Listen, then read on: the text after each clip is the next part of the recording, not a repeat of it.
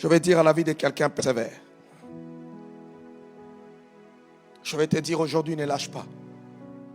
Tu as abandonné vite, tu as cru que c'était déjà trop tard. Savez-vous que lorsque Lazare était malade, les frères de Lazare ont envoyé une ambassade vers Jésus. C'est comme une prière qu'on adresse au Seigneur. Notre frère est malade, guéris-le Seigneur, guéris-le. Mais la réponse n'arrive pas et ils constatent la mort. Lorsqu'ils ont constaté la mort, ils ont arrêté de prier. Ils ont juste pris le mort et ils l'ont enterré. Mais ils ont oublié que leur Dieu était la résurrection et la vie. Savez-vous qu'il y a des moments où nous avons arrêté de prier parce qu'on a cru qu'on a échoué. On a cru que c'est fini. On n'a pas donné à Dieu l'opportunité et l'occasion de nous manifester sa puissance. Parce que nous avons une petite connaissance de Dieu. Dans une guerre, il y a des moments où vous pouvez perdre la bataille. Mais le combat peut encore être long. Continuez à prier. Même si l'ennemi a comme l'impression qu'il a déjà pris le dessus. Mais je te demanderai de continuer à prier. Parce que ton Dieu n'échoue jamais. Oh, je vais parler à la vie de quelqu'un. Jésus n'échoue jamais. Oh, je vais encore le redire, que cela puisse retentir en enfer, au milieu de tes ennemis, même dans ton sommeil. Lorsqu'on te pourchasse, arrête-toi seulement, regarde les démons et parle aux principautés, que je ne continuerai plus toujours à courir. J'espérerai à mon Dieu, parce que Jésus n'échoue jamais. Je vais parler à la vie de quelqu'un, à celui qui s'est déjà découragé, à celui qui n'aime plus parler de la prière, parce qu'il dit, j'avais tellement jeûné, j'avais tellement prié, mais le résultat, regardez-les, c'était la honte, c'était la confusion, c'était le blocage, c'était l'opprobre, c'était ceci. Non, ça ce n'est pas le Dieu de la Bible. Le Dieu de la Bible nous demande la persévérance. Il nous dit, continue, allez, continue. Allez, continue, allez, continue, allez, continue, jusqu'à ce que ça secoue le trône.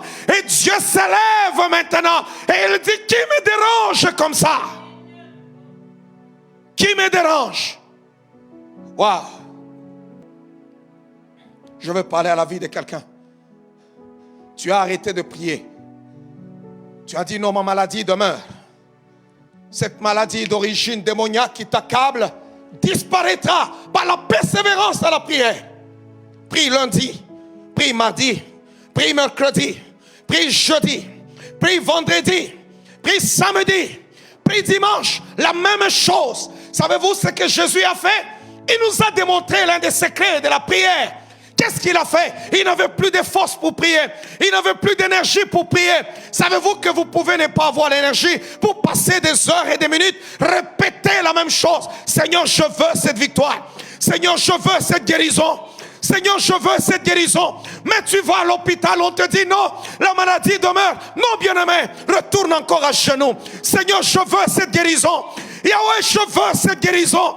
Yahweh, je veux cette guérison. Tu retournes à l'hôpital. On te dit non, la maladie est encore là. Ne te décourage pas. Non seulement l'homme, ton ami ne sortira pas à cause que tu es son ami, mais à cause que tu l'as importuné. Il ouvrira la porte. Il ne te donnera pas seulement la guérison. Non seulement la guérison, il te donnera la bonne santé. Non seulement la bonne santé, il te donnera tout ce que tu as perdu pendant des années. Non seulement il te donnera cela, il te donnera aussi la percée. Il est le Dieu qui donne avec une libéralité royale.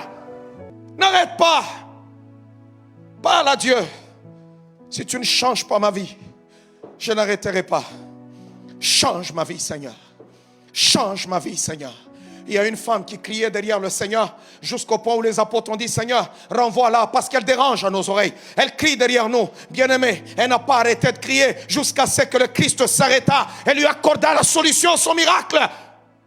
Y a-t-il des personnes qui écoutent ma prédication, mon enseignement de ce jeudi des miracles et qui pourront dire, Seigneur, je ne me tairai pas. Je ne me tairai pas. Malade ou pas malade, je prierai. Fatigué ou pas fatigué, je prierai. Même lorsque l'ennemi pourra me cerner, je prierai. Parce que c'est la seule arme qui te reste.